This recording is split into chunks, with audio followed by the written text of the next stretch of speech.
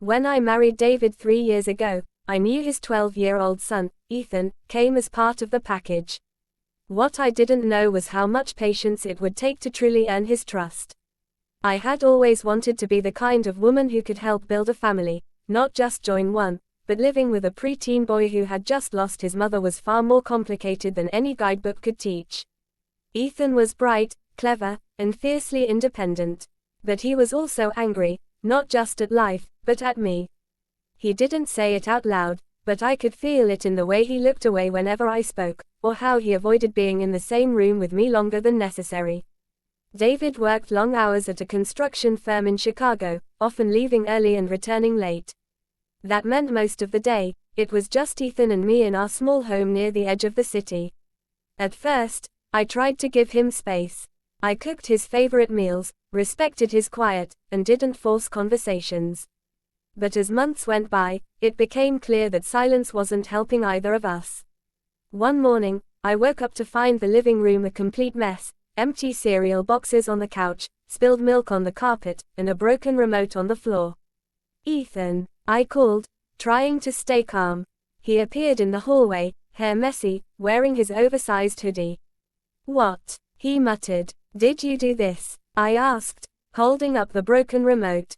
He shrugged. "It was an accident. Accidents happen," I said softly, "but cleaning 'em up is part of growing up." He rolled his eyes and stomped off to his room, slamming the door.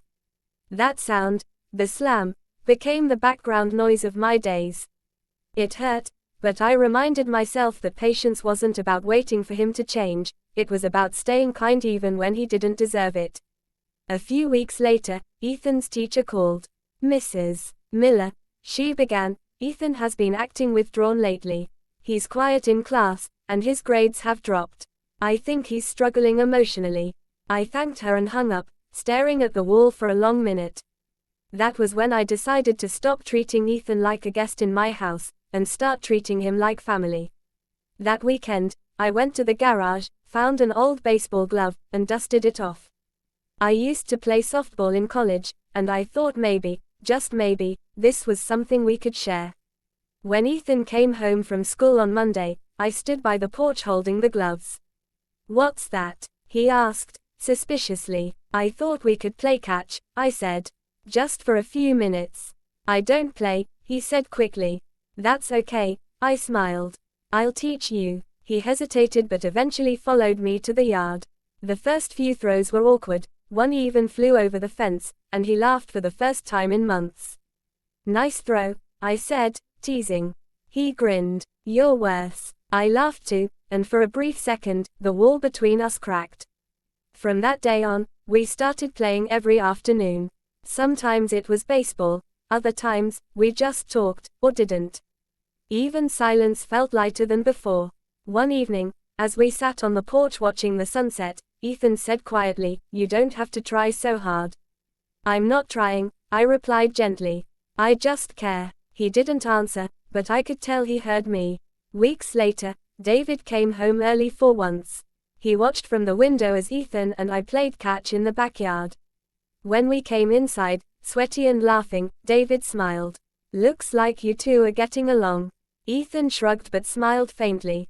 "She's not that bad." That night, I felt a warmth I hadn't felt before, the feeling of belonging.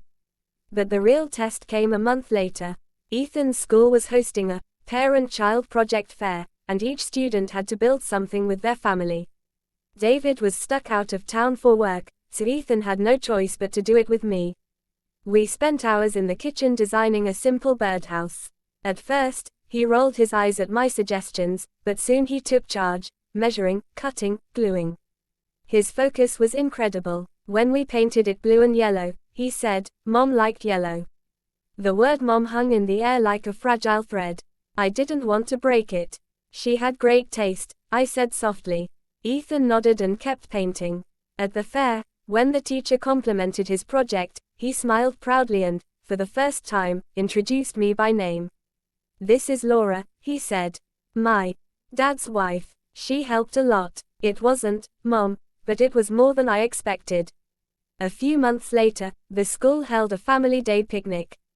Ethan insisted I come. When I arrived, he was already playing soccer with some friends. At halftime, he ran over, grabbed a water bottle, and asked, "Can you hold my jacket, Mom?" It slipped out so naturally that even he didn't notice. I froze, eyes stinging with tears, but stayed quiet. That night, I tucked a small note into his backpack. It said, "Greater than, you don't have to call me anything you're not ready for. But I'll always be here, cheering for you, no matter what." The next morning, I found a sticky note on the fridge. In messy handwriting, it read, "Greater than, thanks for not giving up on me." I pressed it to my chest, smiling through tears. From that day forward, Ethan wasn't just David's son, he was part of my heart too. Years later, when he graduated from high school, he gave a short speech. He thanked his teachers, his dad, and then said, "Greater than," and to Laura, who showed me that love isn't about blood. It's about who stays. As I stood there in the crowd, clapping and crying, I realized, patience wasn't what I had given him. What he needed most was love that didn't walk away when things got hard. And that's exactly what I gave him. Moral. Family isn't always about who you're born to, sometimes it's about who refuses to give up on you.